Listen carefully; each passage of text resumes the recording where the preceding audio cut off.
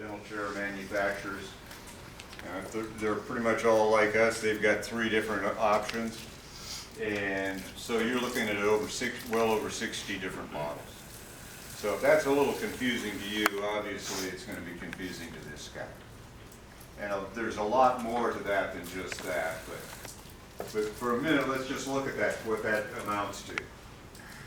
Last year, 2014, there were over 19,000 chairs sold, and it amounted to nearly 115 million.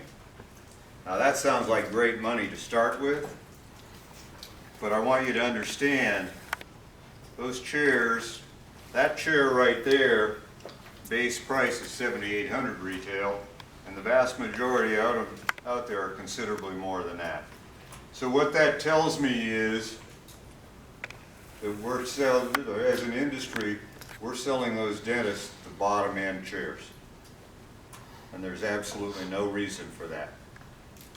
Their whole life revolves around that oral cavity, and that's standing on their head to get to that thing is not what they should be doing. I blame a lot on just the evolution of where this place has gone and the dealers and poor training. So hopefully what we're going to do in this is give you some reasons why you need to sell a quality chair. Hopefully it's mine, but at least sell them one that does what they need it to do. Okay?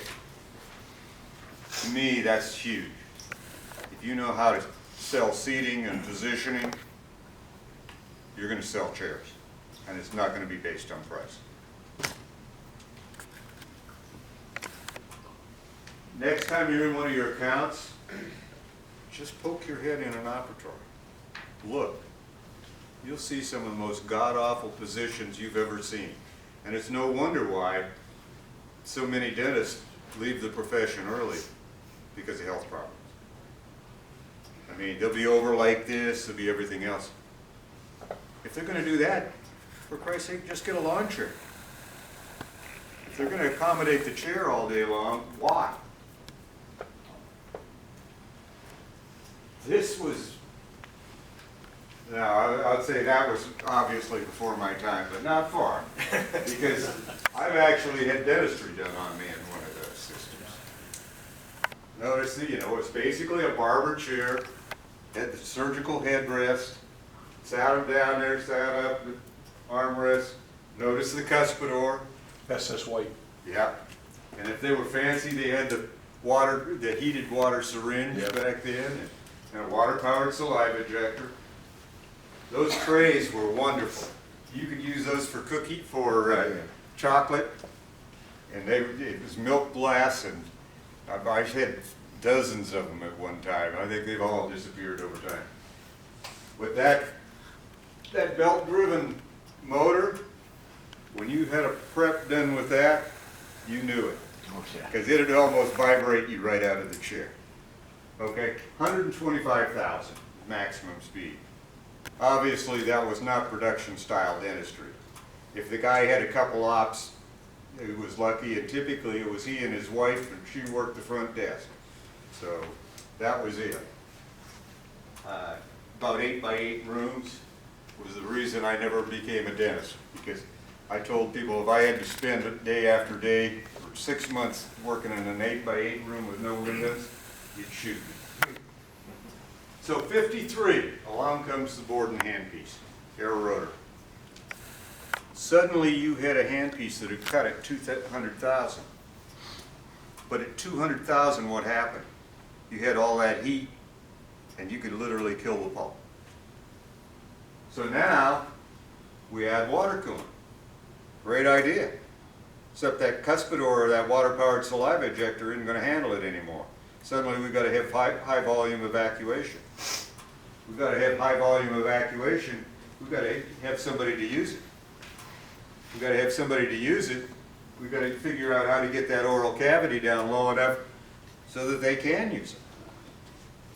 And now you've got that cuspidor right in the middle of her back. So first thing to come along was a sit-down dental chair. Scissor base, armrest. Notice where all the switches are. Wonderful. Could get it down there. They would tell stories of a guy pulling into a little rural town in Montana, selling 4 chairs out of the back of a Ford station wagon. They, by the way, the 100,000th one of those is in the Smithsonian. So yeah, they sold a few of them. Still sell it today. Now we've evolved it a bit, but it's still out there. But it allowed the patient to get in there, seat around the chair, get good access. When you talk thin, narrow back, it wasn't any better. Suddenly, as you had these people learning that, the race was on to four-handed dentistry. Every meeting, every study club had people in there teaching four-handed dentistry, sit down, proper positioning, everything. Stools and chairs, the use of them was perfect. Now, there were some evolution after that. What happened is, now this obviously is the most latest design, and that came about in the 90s. But prior to that, and there's still parts of the country where they do, they still sell cuspidors.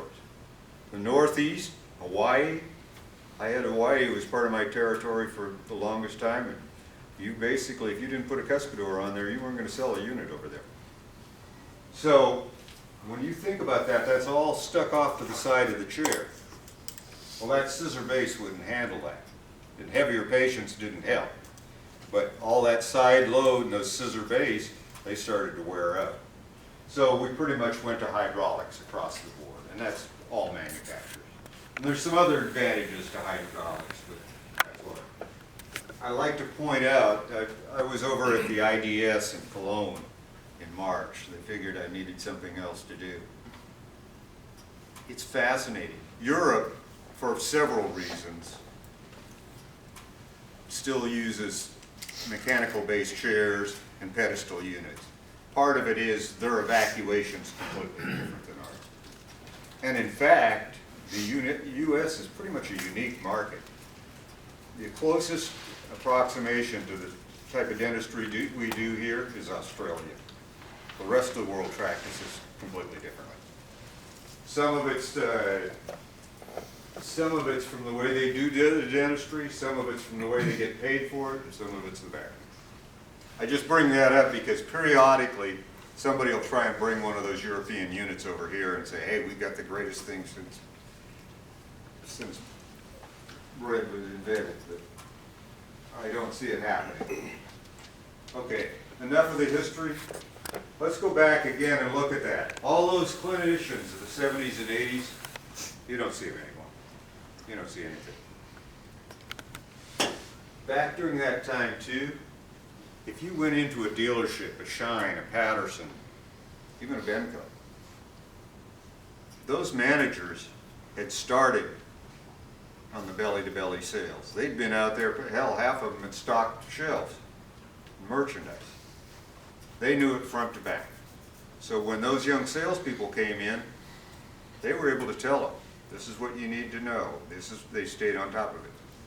You walk into one of those stores today, that manager's probably not spent a day belly to belly and has no idea what seating or positioning are.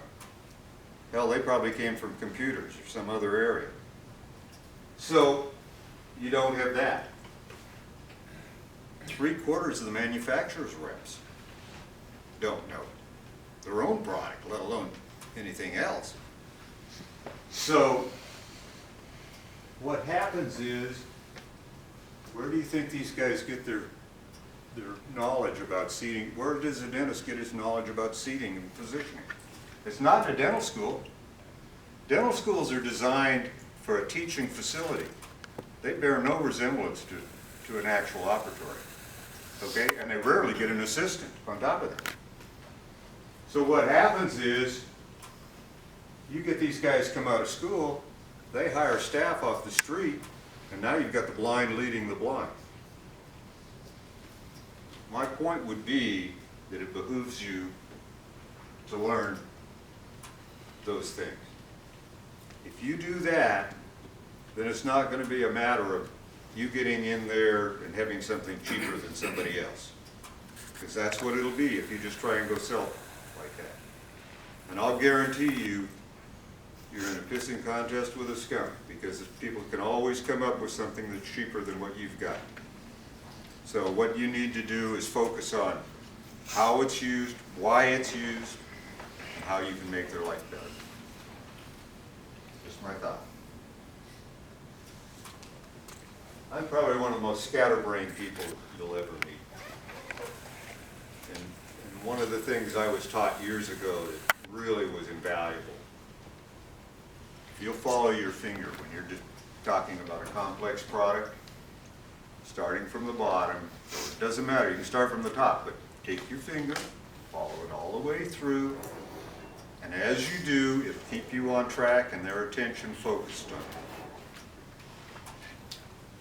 A lot of times you don't have a product at hand to use. So you've got to walk in with a piece of literature and do your little dog and pony.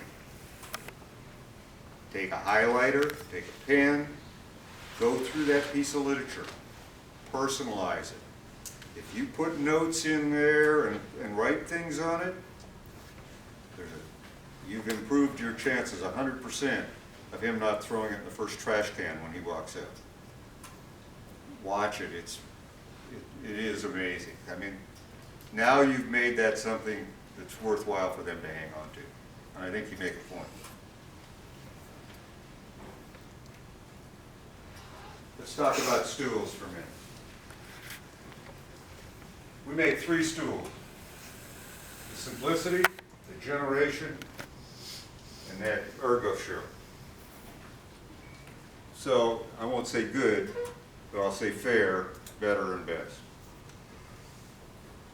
If you're selling one of those Simplicity stools, all you're saying is I can give you something better than an egg crate to sit on. It works, okay? If a guy is just down and dirty and it's absolutely, that's all he wants is something on price, okay, we can do that. But they live on that stool. And it drives me crazy that they'll come over and spend hours agonizing over this, that a patient sits in for an hour. And oh yeah, just whatever you got. Okay? What makes a good doctor stool? Well, obviously, it should have a 5-caster base. You want good support, you need it to move on carpet or tile and be there. That's a minimum. But what you also need is that cylinder. When you get a runt like me, and 5'5" is just about what I say. If I'm sitting in that with a standard stool cylinder, I am just barely where I need to be. But for some of you guys, you're sitting in that, you're halfway up that cylinder. For me, the only cushion I've got when I'm all the way at the bottom is the cushion. You take somebody like Jeff there, he's already up there at the top of it. He's got the cushion plus all that air cylinder. So it's going to be a lot more comfortable for him. Do yourself a favor. It's no difference in price, but specify when you see somebody at that height or shorter, you get the little hygienist, they need a short cylinder. That's a minimum. Okay? This one's got basically a base up and base down. You put the back one place and it's basically fixed. This one, notice the second lever. But even that first lever for base, for height, it would be great to say that I should be seated there in that stool, my thighs parallel with the floor, and well positioned behind the chair. There's going to be certain procedures where you've got to have that patient up higher than that. Just a fact of life. Great in theory, facts are not going to happen. When you have to raise that cylinder, that stool up higher, you don't want that pulling across the back of your legs. With this one, if you pull that lever all the way up, it now tilts as well. So if you pull it gently up, height adjusts. Pull it harder, tilts like that. Now I can come up. I'm still not doing that. I'm okay. So now I'm in that thing. I'm seated down there from where I should be.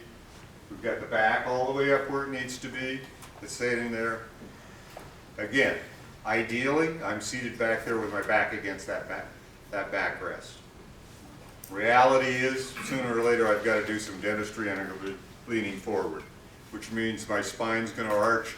I'm putting a lot of pressure on it, and I start to wonder who kicked me at the end of the day. With that one, I pull that back lever and it comes forward. Now it keeps my back straight.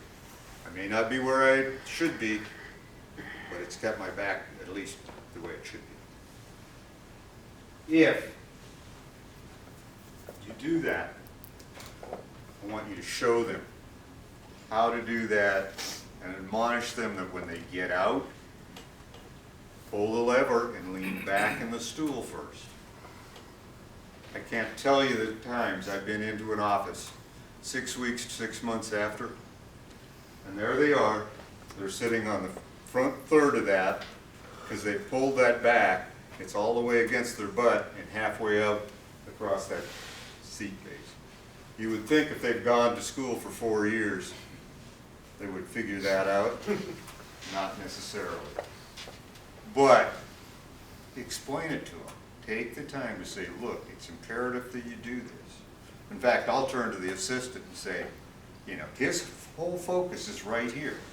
And you've got to help him by saying, stop, do this. Because they won't. Reposition the chair. How many of them will do that? None. That's where I go back to the assistant. They love that position. Tell him, if he's working like this, he shouldn't be. Get them involved and have them say, adjust the chair. If you didn't do that, we can put out a blanket, a bed out there and lay the patient down on it. Why do you pay $12,000 for a dental chair? Put that oral cavity where you need it. And that's what you're supposed to do. Okay, Simplicity stool. Again, we've got a low cost, we've got a good one, we've got a better one. What I want to show you though is, notice that ring. Both of them have got the 5 caster, they've all got 5 caster bases. But see that ring? When that's seated all the way down like that, that's when you get this. Assistant needs to be, eyes need to be 5 to 7 inches taller than the doctor, right? So here I am, I'm seated in this stool and it's all the way down there. What happens? I feel like I'm going to fall forward constantly. So what do I want to do? I want to come around and bring this here. Now what are we doing? We're working 3-handed. If you'll take that stool ring and bring it up so my thighs are parallel, now I feel like I'm seated where I should be. I feel comfortable that way. And this disappears. What I should have is I should be able to sit there. This should be able to adjust in so it's it's firmly against my lumbar. This should come in, allowed to come in and touch that 3rd rib. Now with my hip against that patient's shoulder, when I lean over, which I'm never supposed to do, but sometimes I've got to do some dentistry, that forces me back up to center. I won't need this as a belly sport or this at all if I've done this properly. But it's all predicated on bringing that ring up. And it's very easy to show. But when you put the stool in, it drops to the bottom, and 6 months later, I come in there, it's still all the way at the bottom. And they're trying to do this. Show them. Okay. The other thing about it is if I'm using that as a belly support, and that patient's shoulder is supposed to get up against my hip, guess what? I've just added another 3 to 4 inches there I've got to lean over to get to that oral cavity. So those are the important features to me on a stool, and it's not a back. One of the good things about having more gray hair, I can now be adamant about saying that, and they kind of have to say, maybe he does know.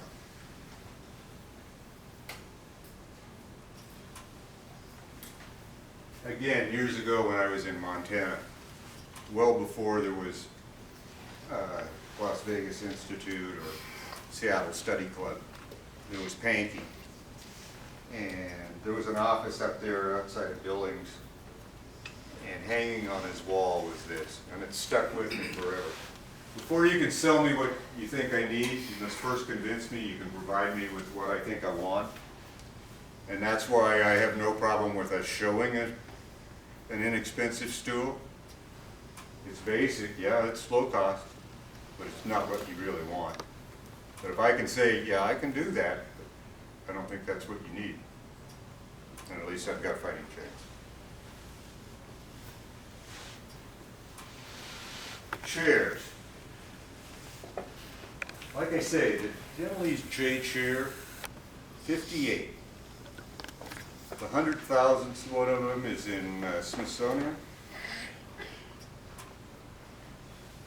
We make, if a guy is 55, something like that, full fart like me, take them right to the J chair. They like it, they're used to it, it makes a lot of sense. Notice the switches on the side still, wonderful. They like that, they can get ability. You can't get a narrower, thinner chair than that. For some reason, if he's 35, 40, they see that as dated. Take him to the JVJ. Just save yourself the effort and do it. They have some unique features that no other chair on the market has. And we'll get into that in a minute. But first, we'll talk about all three chairs. Denley's offers an air glide chair. Done it for a long time. It's one of the slickest features out there. And when I came in, they were bragging about, oh gee, you know, if we're in a hospital situation, we can move it to the side and we can put a gurney in there. And I'm going, guys, time out. That's great. How many hospital chairs do you sell? Not a bunch. But if you look at that, go back to why moving a chair was important. Back there in the mid-70s, when you were still going into 8x8 rooms and trying to modernize them and put two doors in and a cabinet at the back, the problem was, how did you shoehorn that chair in there? And that's when Pelton had their traversing chair. Wonderful product. But they were doubly motivated because, number one, they wanted to sell that 12 o'clock cabinet. That cabinet was a fixed rear delivery. And so once they'd sold that fancy cabinet, now they had to sell the most expensive chair that would float back and forth to do that. And now we had to sell a track light. They like tripled the price of that dental operatory right up front. Along came Siemens. Siemens had wanted to get into the U.S. forever. And about every 8 to 10 years, they'd come along and they'd take another flash at it. Well, they finally got their chance, or figured they did. They bought Pelton Print. And the very first thing, they wanted to bring in a chair out of Czechoslovakia. And so the easy way to do that was destroy the Pelton Print, the ability to manufacture it, which they did. And so they tried to bring in this Czechoslovakian chair, failed miserably, and finally said, you know what, we don't want to be in dental anyway. Sold Pelton Crane and left the market. J chair was, the German chair was gone. And people, you'll still find people rat-holing ones to try and take care of those situations where they need it. And that's great. That's what that chair did. And we can do something like that. We've got, with the air glide, I can move that chair front and back. Or you get a case where you've got a procedure where the patient's got to be upright, semi-upright, with a fixed rear delivery. That's the beauty of it. I can bring it back. But where I propose that it's most important is when you get the large clinics today and you've got 16 ops, the potential for a right and left-hand operators is huge. When that happens, you've got to understand this about a dental office. Operatory design and layout is something I've probably got 2 days worth of material on. And what I'll tell people is, look, in an optimal office, I want 28 to 30 inches on the assistant side. I want 34 to 36 inches on the doctor's side. Why? If I'm an assistant and I'm seated against that patient's shoulder, I need to get that much of my hand on that countertop. Because anytime I move away from that oral cavity, all work there comes to a stop. Two things to remember about an assistant today. 80% of the activity in an operatory involves the assistant. Approximately 90% of the things going in that oral cavity come through her hands. And I'll look at a dentist at that point and I'll say, you know, doc, short of the fact that you've got the checkbook in your pocket, you're probably the last person I should ask what goes on to this operatory. And most of them will grin and admit it. But the point being, that person needs